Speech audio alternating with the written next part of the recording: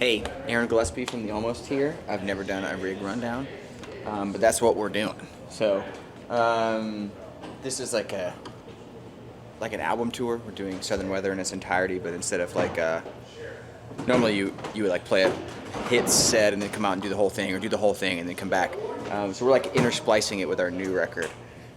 So I'm kind of like a 1 or 2 max guitar person due to the fact that it's all these different songs.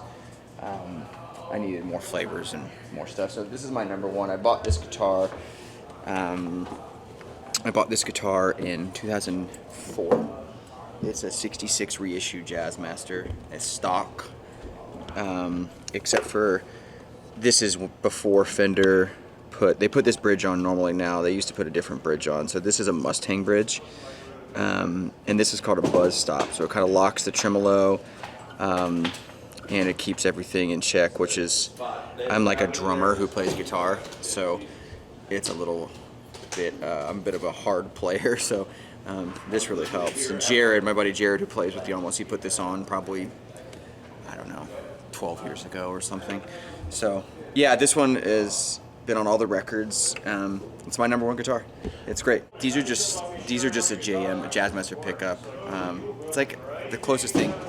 It's a stock Jazzmaster pickup, so I think back then it would be the closest to like an Antiquity 2, and it's just dimed.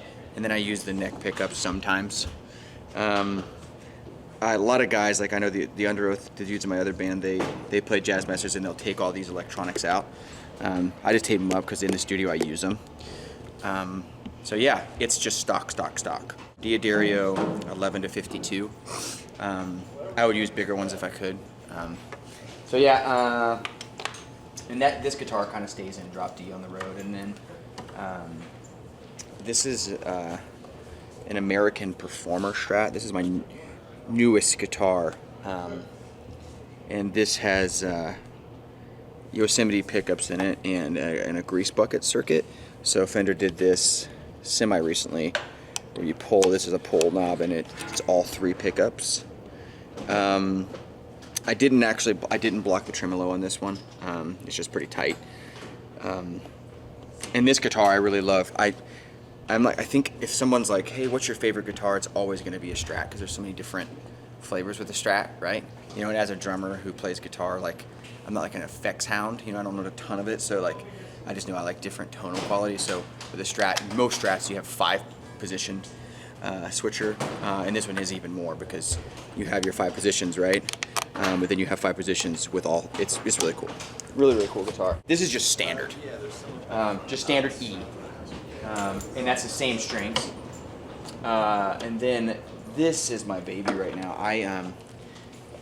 When Under Oath made our first like record, like demos for our first record in 2003, we were this tiny studio in Atlanta called Glow in the Dark, and Matt Goldman, the owner and proprietor of the place, had an old Guild Starfire 4, and they always wanted a Guild endorsement, and I just got one right before this tour. I've been trying since I started playing music professionally. So this is a brand new 2019 Starfire 4, and it's completely stock. I'm not a humbucker person at all, as you can see. These are called mini buckers. So they're underwound and they're amazing. And this is in standard as well with D'Addario 11 to 52s. And it's just the perfect kind of yin to the yang of I've always been a Fender person. It's like the perfect yin to the yang of that flavor. So for like the slow songs, we have a song on our new record called Chokehold. It's like really brooding. It's great. And I've been playing the shit out of it, and I love it so much. Like, I can't believe I got one. So, and then those are the electrics. And then in the Guild vein, I just got this, and the story behind this guitar is so cool. This is an M20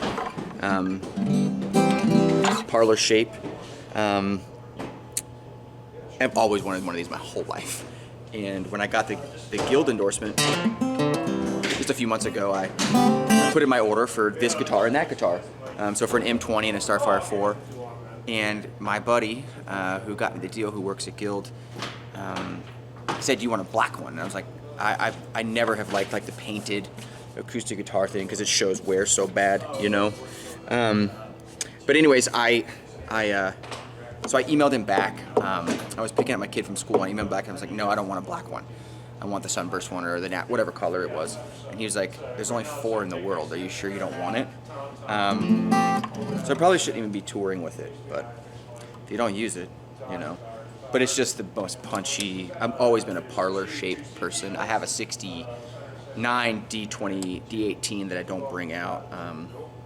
It's not parlor shape, and I find myself just wanting this this setup. It's got LR bags, Anthem in it. And these are Diodario 13s, so medium phosphor bronze.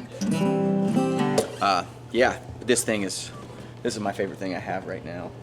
Drums included. This is the horse right now. So yeah, it's been great. The Jazzmaster, I kind of play on all of the Southern Weather songs that are in drop D, and they're 99% in drop D. So yeah, it's kind of that guitar. The story behind this guitar is funny because one of my best friends, he plays guitar for Chris Kraba in Dashboard. He played guitar for me for a while when I was doing solo stuff, and I traded him. He was like in a rough place and didn't have any guitars, and I traded him for like this Mexican Telecaster that I just ended up giving to someone just so he could have a great American. He wanted a Jazzmaster. And about 6 months ago, when I knew we were going to get this tour going, or about a year ago, I was like, do you by chance know where that guitar is? He's like, I use it every night. He's like, I'll mail it to you. So I didn't have it for 10 years, and I just got it back. So it's kind of the guitar that these records were made on, and it's amazing that it still exists. So that one's super special. So this is a super non-complicated. This is a Temple pedal board, Solo 18. It's just very cool system where you can actually, all the pedals are hooked in here by these stickers, these really thick stickers, and they screw in, so there's no Velcro or any of that stuff. Super simple. So this is, underneath these race cars is a direct box. It's just a radial direct box, and this switches between acoustic and electric. This is just a JHS switcher. Everyone has a tuner. This is a Benson preamp, which is my favorite thing. I actually just ordered a Benson guitar amp, but the wait is so long.